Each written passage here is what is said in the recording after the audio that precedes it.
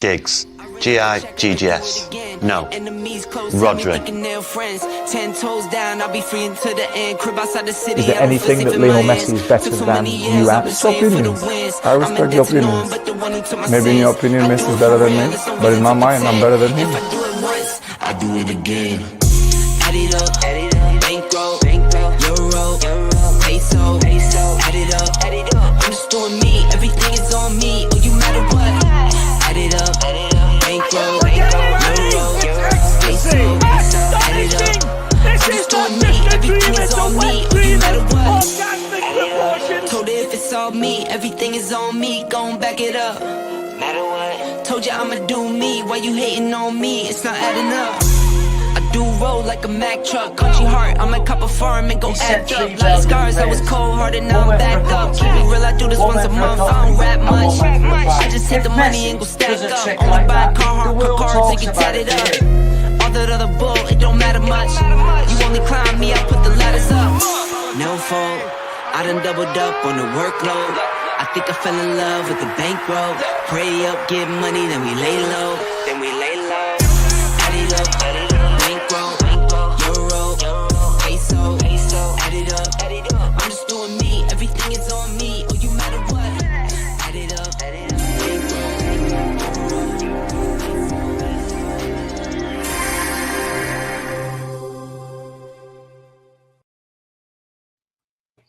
Yes, guys, I'm Si. Welcome to Ace Podcast Nation, the home of Rodri Giggs on football, where we spend about 45 minutes going through all the biggest stories of the week from the beautiful game.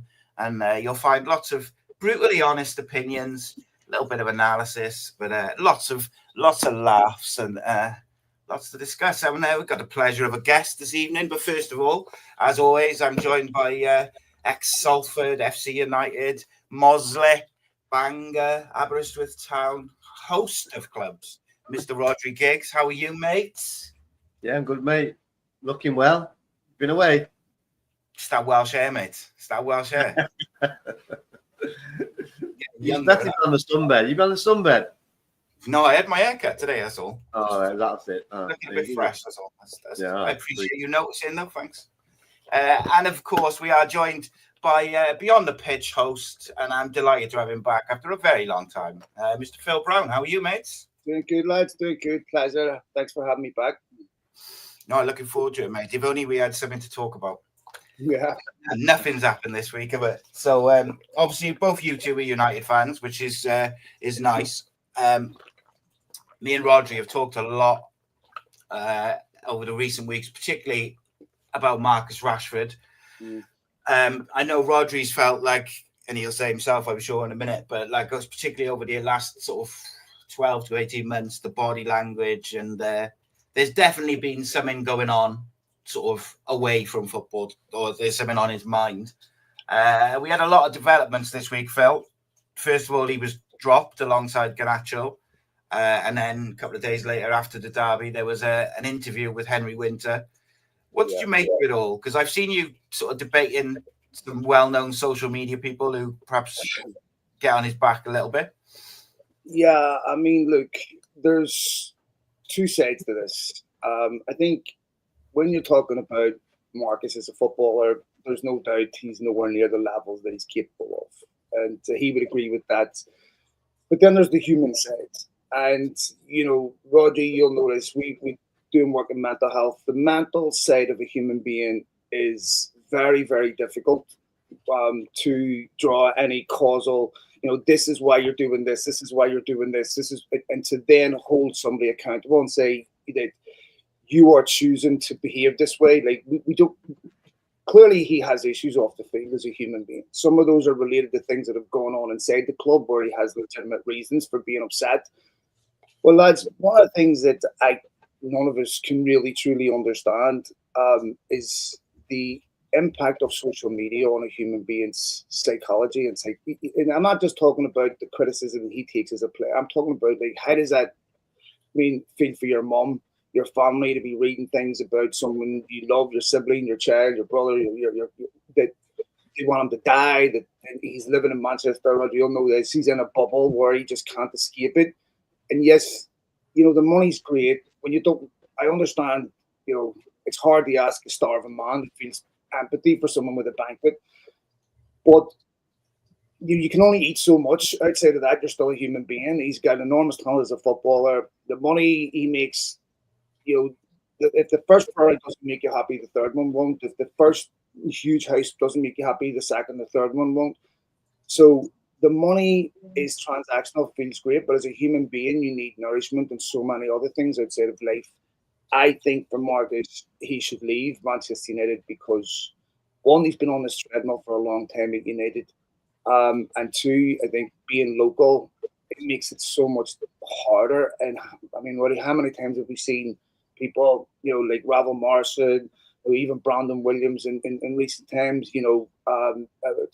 obviously Mason Greenwood. I mean, there's a statue outside Old Trafford to a 27-year-old who had to walk away from United, who couldn't deal with the off-the-field pressures. This is something that is very, very hard to criticize because we just don't know what it's like to be in that situation. And there's other, I've been talking to the family quite a bit over the last year. So I have some more perspective on some of the things that have gone on off the field and on the field. And I just want to see the lad happy. And I don't think, my personal opinion is, I don't think that can happen at United because sometimes we're in a place too long. The darkness is in the walls, and you have to get away from that environment. I would love to see him stay and fulfill his potential, but he's at a point where he has to make some big decisions about his life. Yeah, it's an interesting one, isn't it? Because, like, I say quite often, like, I can't pretend to put myself or my mindset in that of a multi-millionaire because I'm not one. But equally, what you can do is you can understand what it's like to be a human, as you just said. Yeah. And like, I put a podcast or a video out, I could have 20 comments, and 19 of them might be, well done, good show, blah blah blah, and then there'll be one which will say something negative, and it's always the one that you'll focus on. Yeah, it's the one that plays on your mind afterwards and all that sort of stuff. Publishers will tell authors, do not read the comments or reviews on your books because the 100 positive comments you'll ignore and focus on the one negative. The human brain is designed this way to spot threats in its environment, to spot anything that is a negative and ignore the positive because it's not obviously a threat. And look, what worries me is sorry to interrupt you, when I see some of the things that are being reported, when a human being goes into depression, or into darkness, they lean on vices, they lean on drugs, sex, alcohol, all the things, gambling that give you an immediate dopamine rush, but then you develop a really unhealthy relationship with these things because you can't. Buying a house feels like buying a Mars ball. To you and me, it feels like it would be great, but to them, it's totally different. Rodri, do you think there's any way, like, where you foresee him staying at United, where maybe he can get himself right off the field, and then with a new manager and a very fresh sort of feeling to the start of this era under Amorim, do you foresee any way he can stay at United, or do you think it's got to the point where, like, it's better for both sides whether they just part ways? I think it is better. Well, he's come out and obviously nailed his own coffin in my view with this interview with Henry Winter, organised by himself, a so-called blue chip journalist turning up to a school event. Why was he there and he's the only reporter there? So it's obviously organised. But yeah, it's, the flip side to what Phil said there is, it might be good for him to get away, but if he does go away and he's not mentally right, then he hasn't got that home support as friends and that home base. Yeah, so if he's not mentally right, goes away from home, then that could. So it's obviously clearly football's not making. So something's making him unhappy. So if that continues, if he does move away, then he just needs a complete break from football and get to the bottom of why he's making him so unhappy or looking like he's so unhappy. In football, you've got to be able to work hard, run as fast as you can, both ways. And Marcus doesn't do that. He hasn't done it for quite a while, and I don't see how he fits in this. Sorry, go ahead, mate. You're absolutely correct. I was just going to say, I think that's true in all aspects of life. If you're not happy in life, you will just not put 100% in, because everything feels like a chore. And I've been in situations like that where, if I feel bad, I can take a week off work and hide. These lads can't. I mean, for me, really, there's two sides of this. I agree, as Manchester United, they're a sporting institution. They have to deal with it differently. But for Marcus, I don't know what the answer is. When I see a human being suffering, then for me, it's that's where my judgment stops, because I've been in that situation myself. I self-medicated in most horrendous ways, and I feel for him in a lot of ways. You'd think the automatic, there's been a snowball of disappointments in the last 18 months. He's not made the England squad. He's not made a tournament. And the automatic reaction of a football is to work hard, to show what we get back in. But he's like gone the opposite way. Like he's not really bothered, Yeah, he's been caught like going out and stuff like that. It's disciplinary, whether it's Belfast or it's crashing his car, or people have accidents, but it seems to be one thing after another. So it's like things that weren't happening before to him, though, isn't it? Like being late for meetings and being going out. Anything like that is unacceptable. He's been at this club for 15, 18 years. He should know what goes on in that club. He was there when Ferguson was there, when he was so he's seen it all as a kid. So it's unacceptable. Whoever's let that's a club issue. That's not a Marcus Rashford issue. That's a club issue, because they've tolerated this kind of behaviour, like the 5 days away to New York and OK and stuff like that, which the manager addressed. It's a club issue. And is it getting better? Not really, because they've just sacked a manager and they've just sacked someone who bought him in 6 months. So the only thing they've got right so far, by the looks of it, is this manager, because he looks a very, very, very good coach. And every answer he's come out with, or every problem he's come out with, he's batted away very, very, very, very good. Yeah, I was supremely impressed with how he dealt with the press conference before this Spurs game tonight. Was literally all Marcus Rashford questions, and I was really impressed with how he was able to answer them sufficiently, but without saying anything which is going to make more headlines, without causing a problem, without digging Marcus Rashford out. I was just impressed with how he's dealt with it. He does it in a firm way, but with a smile. It's just very, he's very good. You made a really good point there, Rodri, which I think is very, very important, needs to be emphasised, is that this is a club issue. And so instead of making this, you're accountable to the manager and his disciplinary structure, that just means that a manager can easily be made to be the bad guy. So the club have to say, when you break these rules, it's not the manager's rules you're breaking, it's a club. It's not the manager that will discipline you, it's the club, because that way you can't get managers sacked. You can't just, Arsenal had to do this, Aubameyang and other players that were showing up late for team meetings. This is a problem that should be easy to fix for a player. That being said, if we look back at previous eras, this is not, what George Best was doing, out drinking all the time, getting beating up his wife, doing this.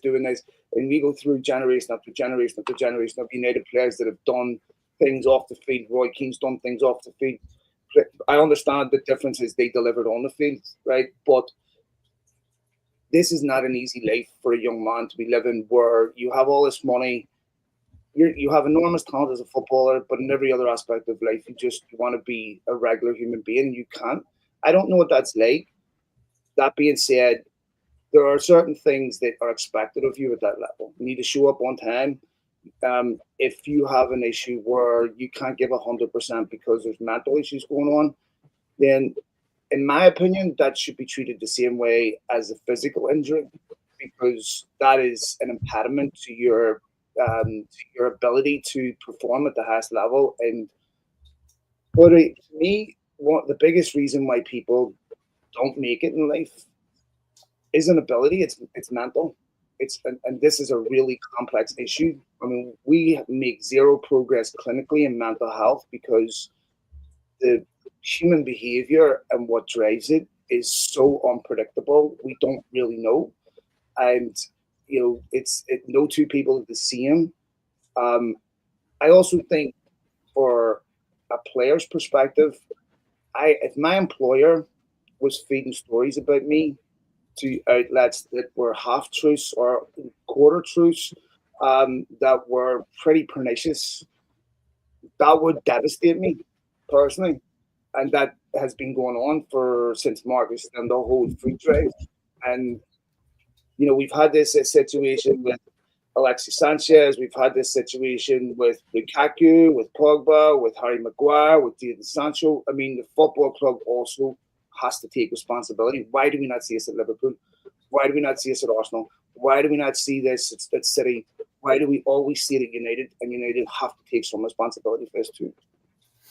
The problem is, for the last 20 years, the last 20 years, the club's been ruled by an iron fist, and he was Manchester United. What he said goes. Anyone steps out of line, they rush it out very quickly, and we moved on. Things linger, and yes, mate, I agree. Just so poorly managed. So it's a club issue, and it's just if it's poorly run, it just shit trickles down. So 100%, mate. 100%. Yeah. With regards, just sort of finishing up on just Marcus, Phil, really, do you think there's any way that he stays at United now, or do you think it is probably done? But on the other side of it, do you think there will still be a lot of clubs interested in him because of how it's been on the pitch for the last sort of year or two? In a weird sort of way, I think the last few days will have helped the situation because, Marcus will have got his. I mean, he hasn't used the media to retaliate in any way, feed things through the media, despite the fact, even United beat City 2-1, and everything has been about Marcus Rashford, everything. And, he hasn't, to be fair to him, used the media to leak stories, defend him, say this. In fact, to quite the contrary, he's asked not to put things in the public eye. So, in a weird sort of way, I think knowing where everyone stands in this situation will help. Because, with Marcus Rashford, I think it's been obvious for a while that he probably does need a new challenge. Can he recover? Maguire did, but Rashford's different. And I think that it's in his best interest, United's best interest, to have, I don't think he'll leave in January, but to have a strong 4 or 5 months, because his value will go up, obviously. But then the question is, if he has a strong 4 or 5 months, will he stay? We saw this with Gerrard. He ended up staying, and that's still possible. But to me, it's unlikely, because to me, the issues that Marcus has transcend the football manager. And, anything's possible with a human being, of course. But he's not blameless, of course. But I think for the football club, too, this is a stain on, when Beckham had the 98 World Cup, came back, he was protected. When Marcus Rashford, Jadon Sancho, and Saka missed penalties in the Euros, Saka got protected by Arsenal, but Sancho and Rashford didn't.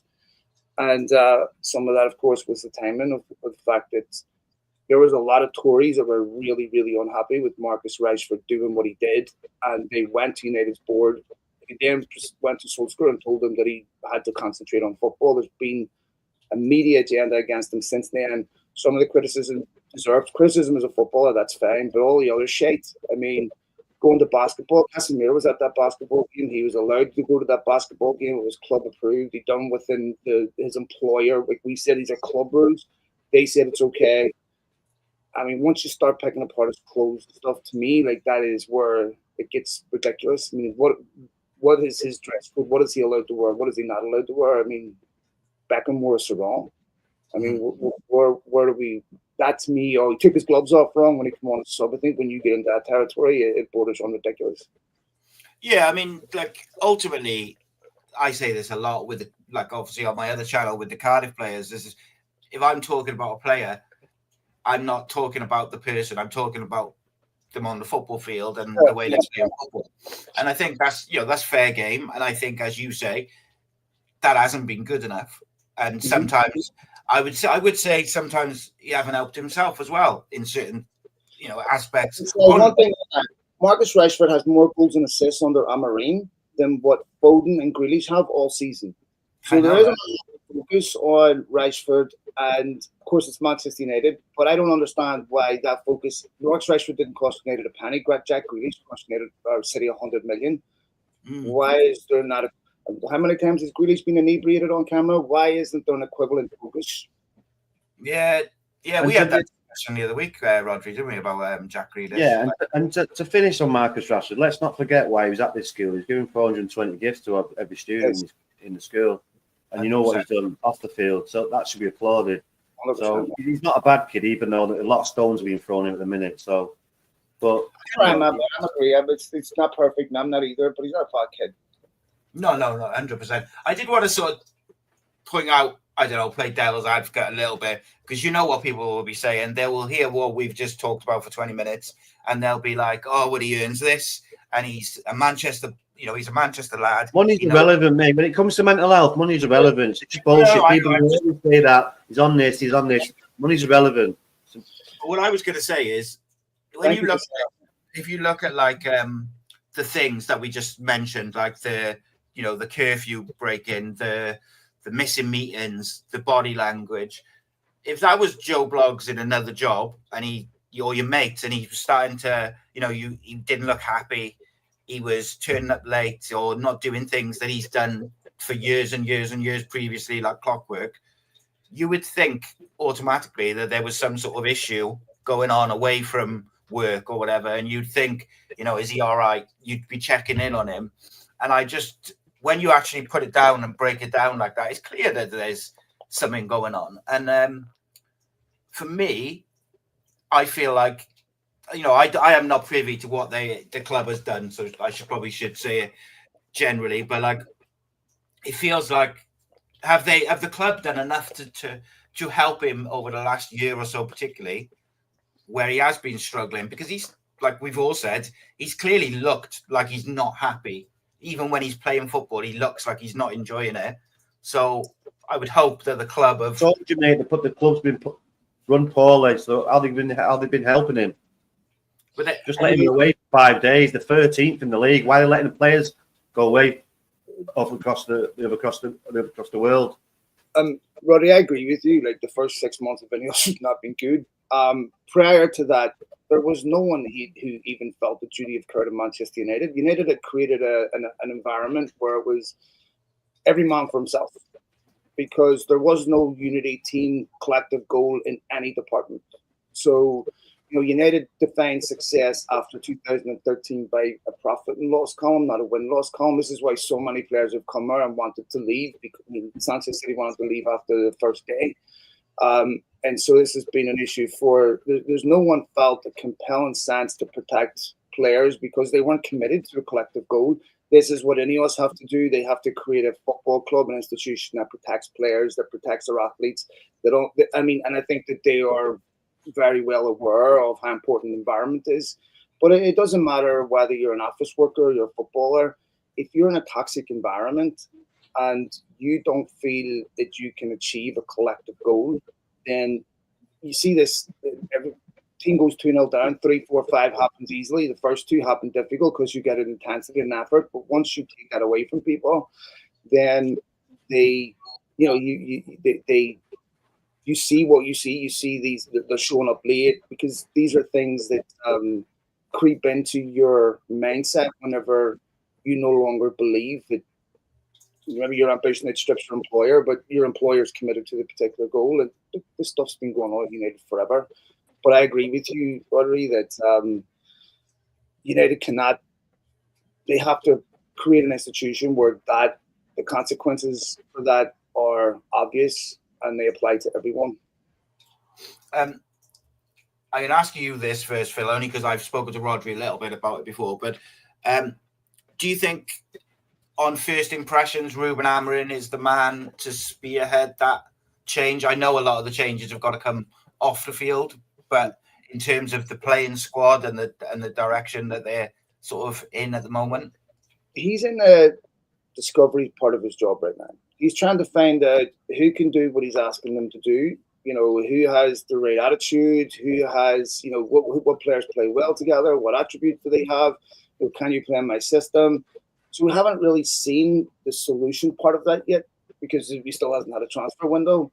So you can see some subtle differences. You can see some things that that obviously are instructional from a manager. But no system is perfected in a month. Otherwise, it's not worth doing. So it's really hard to say. I mean, in terms of his off-the-field persona, his communication, his aura, the way he handles the media. Even I like how he's measured on the sideline. He's United get the second against City, and it's not an over-exuberant celebration. It's he's obviously happy, but first thing that he's doing is signaling the substitutes about focus, focus, focus. I really like him. He's an exceptional young coach. I think he is obviously the first coach in probably ever at United to have a backroom team that are supporting him. But it's really difficult to judge him right now until we see what solutions he implements to the problems that he's confronted with. But I'm very optimistic about him. Rodri, what did you think of Sunday's performance, mate? I've spoken to you a little bit, but not a great deal, because I thought United were the better team anyway. Even before they were went and won it 2-1, when it was 1-0, I still felt United were the better team. They just didn't create lots, but they created more than City did. What did you? It ended up being a good game. It ended up being a good game because of the end, but the game of quality, no, it wasn't great. But it made it a good game, like I said, because of the finish. But it was a start. It was competitive. We went out of the game. Even like you said, we were 1-0 down. We looked like we could even score or possibly win it like we did. But yeah, there was hope. There was not like this is just hopeless. The same old boring opening midfield, just getting battered every week.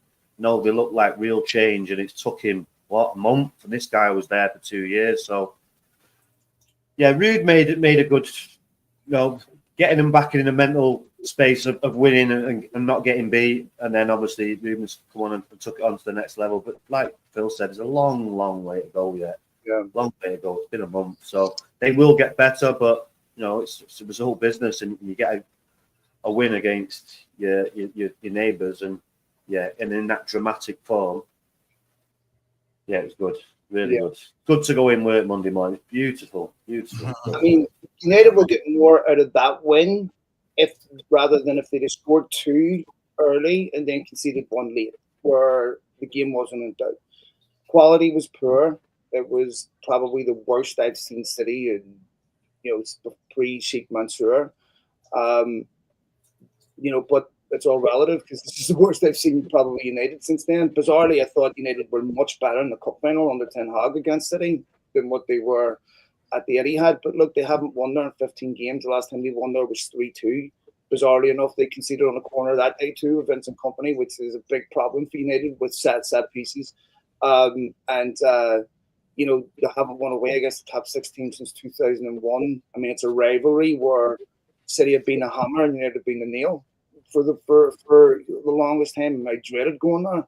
So to go there and win 2-1, and to win it the way they did, obviously United, their emotional boost from that, psychological boost from that will help a lot. But it's all about how United build on that, because we've seen this before and it never results in any meaningful change. It was important when United away from home against City, no matter what condition they're in. Pep looks proper stressed at the moment.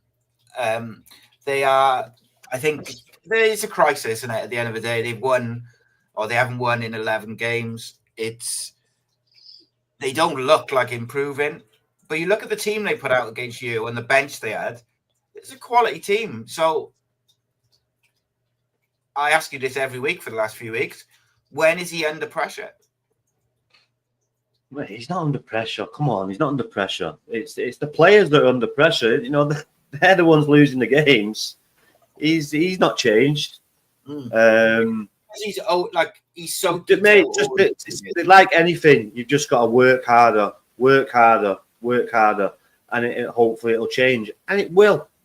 But at the minute, they're in a proper rut. I mean, a proper rut, and it's not enjoyable to see because you don't like to see someone, but it is. But yeah, you just got to work hard. You just got to work harder. You play football. The thing about City is when you're losing games, you need to go back to basics, right? City's a team that was never designed to play the basics, and so can they do the ugly thing? I mean, what do you think? Do you think that because what would concern me, they beat Forest. Normally, that would signify like the end of the run. That they, okay, we can start build, but they beat Forest and then continue to lose. They can't do the basics. They have a striker that only scores goals if you dominate possession, and they look like they're losing games not because they every game I've seen them lose, they deserve to lose. What do you think? What was I going to say? But they're just in a proper rut, and losing confidence as a football is a real thing. Oh, it's massive. And they just look down with confidence. The goal went in, and they just went to pieces and just sat back. Where City, they go in for your throats. That intensity is not there. Some probably are carrying injuries, so it's probably a perfect storm from the minute in the wrong way. So it's good to see, though. Great. But even when it was 1-0 at like 85 minutes, just before they do the back pass, which Ahmed gets onto the end, when I watched it back, for a team which is struggling and they just want to get a win by hook or crook, they just need to get over the line. And I looked at it, and there's a big old space. I think it's Walker has got it, and you just think if he just puts it in the channel and Haaland just runs the channel, the game's over. Like, I'm not saying you have to take it in the corner, but like talking about going back to basics, if it's Kyle Walker, earlier Haaland's thinking, I'm not making that run. You can't make that pass in. You know what, though? Like, United get battered on the recruitment in some sense, deservedly so. But I may ask you, lads, what you think of Daku? Would you think of Savinho? Would you think of Vardiol? Would you think of Mateus Nunes? Even they have spent so much money on players, and almost like the last 2 years, almost none of them have worked out. Like Daku, what he cost 60 million or something. Grealish 100 million. They spent 60 million on Nunes. Vardiol's most expensive defender in the world. Looks nothing like it. And you're going through this team. Savinho barely plays. City's recruitment over the last couple of years has been really poor. They're bringing back Gundogan on a free. They're still relying on De Bruyne. That is nowhere near the athlete that he was. And you look at some of the players they've sold. I mean, Cole Palmer wasn't whatever way you swing at is a nightmare. Julian Alvarez, I think, would have been better against United than Haaland. What's happened to him? You see him, and he said, "What?"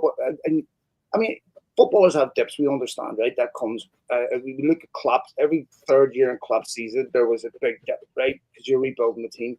But in a lot of ways, perhaps being the master of his own demise, because the great individuals are disappearing now. I mean, you look at the Ballon d'Or list today versus the Ballon d'Or list 10 years ago. Xavi and Iniesta were one of the great individual players. Where are the? If you handed someone 200 million right now and said, go buy a midfield for City, it's not obvious who you would buy. I mean, Rodri winning the Ballon d'Or, and he deserved to win it, brilliant player. But he was out of nowhere, wasn't he, Rodri? Like, we didn't know him when he could have come. Well, exactly. And United could have had Rodri, right? But who did they buy instead? I think they bought Fred instead. It's about the same price. But again, not exactly a player that stood out where you're like an absolute nailed-on footballer. I mean, where are the great individual players that are so obvious that you would go out and buy? And so this is partly because of the way kids are being coached today, where that individual ability is being coached out of them for systems. But replenishing, replacing that squad is going to be really, really difficult. Yeah, that's something we've talked about a lot, Phil, in the last month or so, is that if you look around world football, like everything is so overcoached. You don't see like the street footballers like a Ronaldinho or even, Messi, Ronaldo, but going back further, Zidane's and just these guys who just played in such a way that was so authentic and so off the cuff. You don't see those footballers now. I mean, Cole Palmer's a little bit like it. They coach out of him, mate. These academies, they coach out of him. Exactly. Nothing to do with all Mavericks. What a But then- system? They used to play that system 6, 8, 10, all that bollocks numbers. But is Oh, that yeah. because why City are struggling, if that makes sense? Why they can't play themselves out of it? Because all the individuality, all the Cole individual. Palmer wouldn't be Cole Palmer if he was still at City. Yeah, That's a good point. That's a really good point. You think He wouldn't. Yeah, because City's not a team set up to allow you to be an individual. yeah, that's what I was getting at. It's like it's like they can't not think for themselves. I don't mean that, but like in the like there was a moment late on when it was 1-0. Jack Grealish had the ball on the left. He's 1-on-1 with Bruno Fernandes, and instead of taking him on and trying to create something, he just went backwards and sideways. Perfect example, say, because they won't let him be the player he was at Villa. Like, you've got to move the ball quick, and with Haaland, everything's about get the ball into the middle quick. But when Haaland's playing it against 3 centre backs, I mean, Haaland hasn't scored in a semi-final for City. Once he gets up to top level, he gets snuffed out, and 3 centre backs against a guy like Haaland that's not going to do anything outside the box. That if you cut off his service, he gives you nothing else. And it's like, I never thought City would sign a player like Haaland because Guerrero was a much better striker, and I think Julian Alvarez would have been better against United than Haaland. But I mean, brilliant finisher. But once you suffocate City and they don't dominate possession, I mean, United have more possession than City at the Etihad. When was the last time you've seen that, even in any game against City? And I'm like, this is the Premier League's hard to fix. Premier League's the best in the world. He's come on the scene. He's had a great 2 years. People have worked him out.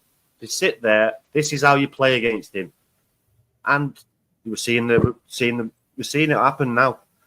He's not getting any service. They've had like 10 touches in games. He's just a passenger, total passenger in games. Unbelievable how irrelevant he is when City don't create chances. He offers you nothing else. It's He's still probably the best striker in the world, though, isn't he? Well, he's the best. No, the best finisher. The best finisher. Yeah, this He's is not why. best striker. Yeah, you're right, best finisher. But this is another issue, like that Pep partially created. Where are the number 9s anymore? Where are your goal scorers anymore? Everyone wants that false 9, that player that plays in the hole, a player that has can link. And this is where, like, to me, Højlund is a much better footballer than Haaland. Maybe not a better finisher, although the Erling Haaland we see now would have been the Erling Haaland we would have seen had he have signed for United, say, last season, right? There's no way we'd be sitting talking about him the way we're talking about him right now, because he would have been starved of service. Rasmus Højlund in City's team last season, we'd be having a whole different conversation about who Rasmus Højlund is. I think you look at United's forward line, they might not have that clinical touch that Haaland has, but they have players that, when you're not dominating possession, can win you a game, like Ahmad, like Garnacho, Rashford when he's on form, Højlund, whatever you say about Xerxes, he still has ability outside the box, where Haaland doesn't have any of that. It's interesting. Right, a couple of quick questions before I let you go and watch the game. If Haaland had Xerxes' hold up ability, he'd be the best striker. Yeah, man. And if Xerxes had Haaland's finishing ability. Yeah. That's a good point, yeah.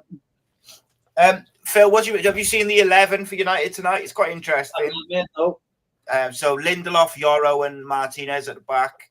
Sorry, I mean, browsers here and see. Hold on. And we've got Eriksen and Ugarte, Anthony and Bruno starting behind Højlund with Maserati. Say it again, Stan. Go through that team again. Anthony, Bruno behind Højlund. Look, we start from the start. Is Bayern there or not? Four in the middle. Who's the 4 in the middle? Who's the 4 off? Go through from the start. Bayern Dia in goal. Yoro, Lindelof, Martinez. And then it's Mazarawi, Eriksen, Ugarte, Dalot. And then it's Anthony, Bruno, and Højlund. Wow, he started Højlund. Yeah, I thought he would start. Anthony, number 10, has he? Yeah. And Bayern Dia in goal. That could be interesting. Okay. Very What do you interesting. think, everybody? You think they will win? Pardon? you think United will win tonight?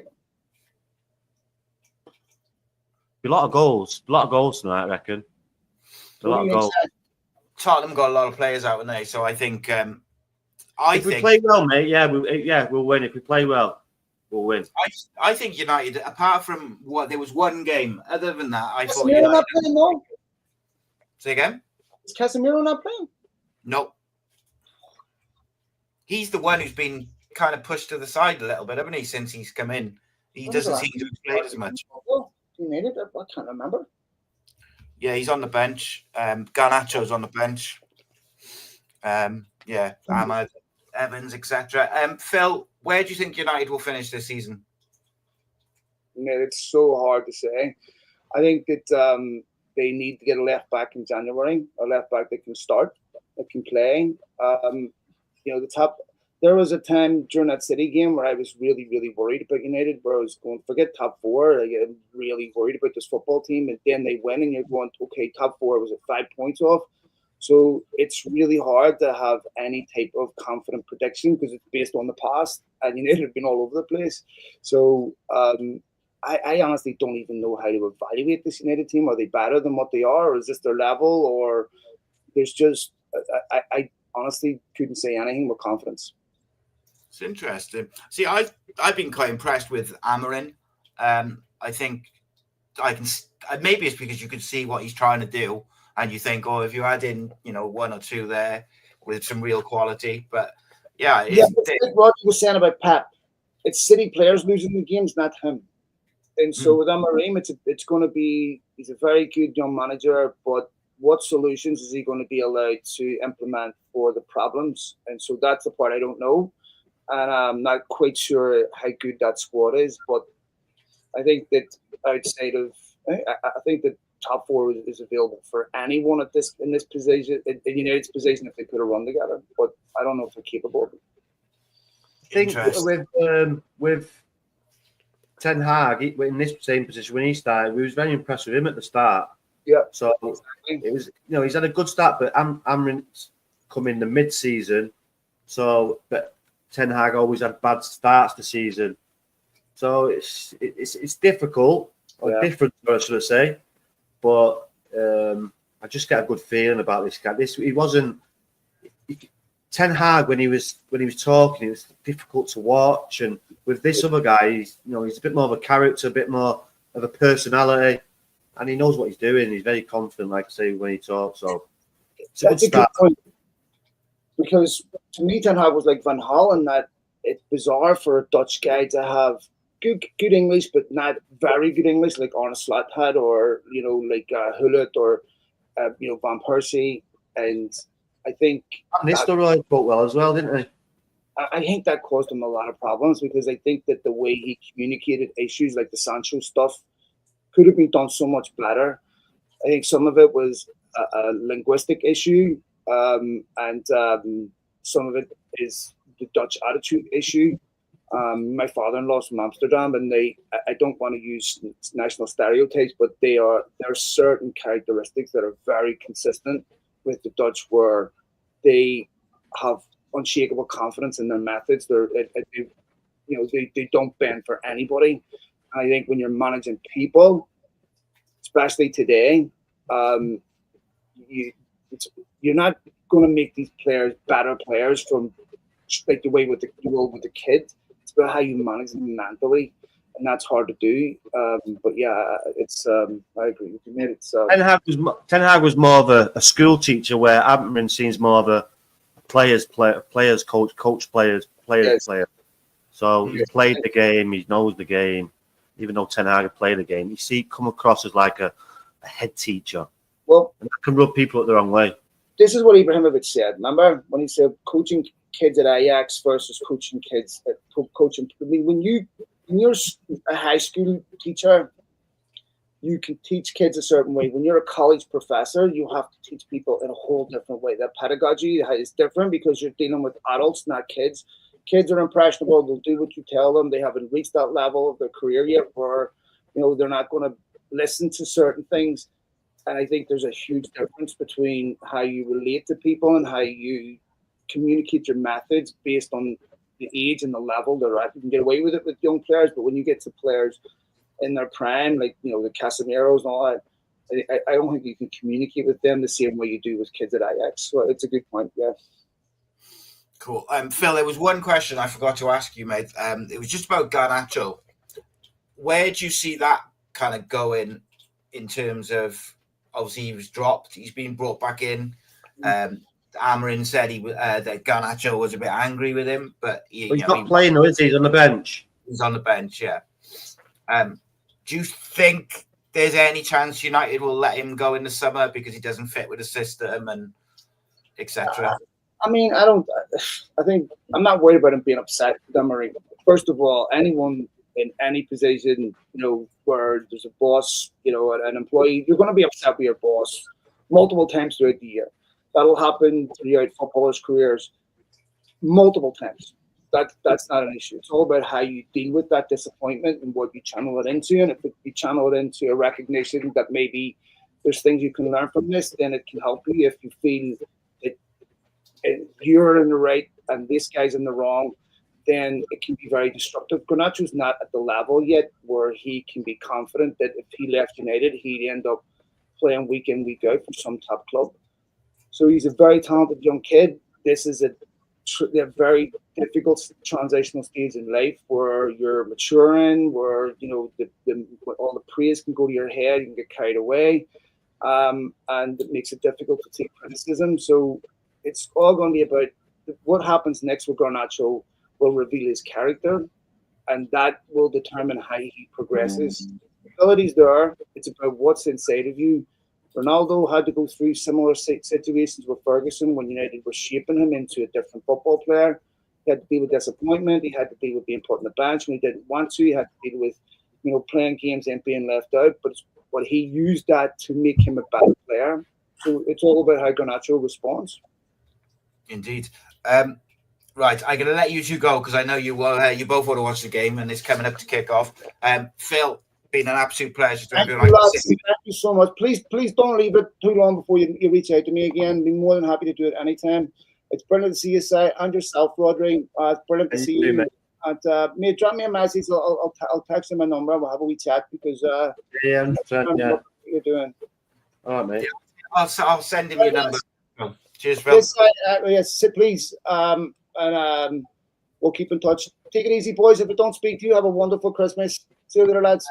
Cheers, Phil. See you later, mate. Speak soon. Ciao, mate. Rodders, we're going to do our Super Sixes quick, mate. Go ahead, then. Go on, lad. Go on, then, lads. Yeah, it's been a while since the chat to Phil. He's I've done a few with Phil. I met him when I was done with Stell. Oh, I've already done mine. Go on, then. You read them out because I haven't done mine. Right. First one, 2-0 home win. Who is it? I haven't. Brentford against Forest. They haven't been beat away at home all season, so I'm going home win 2-0. I'll go 1-0. West Ham on a good run. Brighton are poo at the minute, so I'm going to go West Ham again 2-1. Even though that's the dodgy one, that could be Brighton 2-1. But I'm going West Ham. Bubbles will be flowing. Yeah, I've gone West Ham. Move, dog. Move. Piss off. West Ham 2-1. Ipswich, Newcastle. I gone 3-1 Newcastle. I've gone 1-0 at Ipswich. Ooh, that's a good one. That's it. It's one of them you find the box. 1-0. It's a trek, that, by the way, Ipswich. I hope they're flying up there. That is a trek. Up the A1. I mean, a trek. 7 hour journey, that. And then we got Crystal Palace versus Arsenal. Obviously, they played last night. Arsenal won 3-2. But it's at Palace. I've gone 1-1 on that one. 1-3 Arsenal. Okay. Fulham, who are on fire at the moment, versus Southampton. 2-1 Fulham. Yeah, I gone 2-0. I could get loads of points here. I could get no points. The last game, Tottenham against Liverpool, 2-2. I might even change that. 3-2 to Liverpool, I went. Yeah, I might change that. See. Who said 2-0. Who said? I said 3-2 Liverpool. Who said 2-1 United on Sunday? Oh fucking hell! Last minute. I have had 2-2, didn't I? Yeah, I think so. Yeah, well, it's about time you caught up. Knowledge, isn't it? Knowledge. I've probably beaten you now. Actually, should we have a quick look? Let's have a look at that league. No, the game's starting. I've got to go. Come on. Go on, mate. Nice one. Cheers to over 1,500 people watching live. Always a Who's pleasure. Cardiff got? Who's the Bluebirds got? Before we can't not mention Cardiff. Sheffield You might- United. you know what you like. What? Who've you got? Sheffield United at home. Second in the league, top of the league. Oof. I'll Stinky. go score draw. Can't go for a Cardiff win on that one. Score draw. Cardiff 1-0. Backs to the wall, 1-0 win, easy day. Good luck with that. We're All right, here. Peace. Make sure you tune in.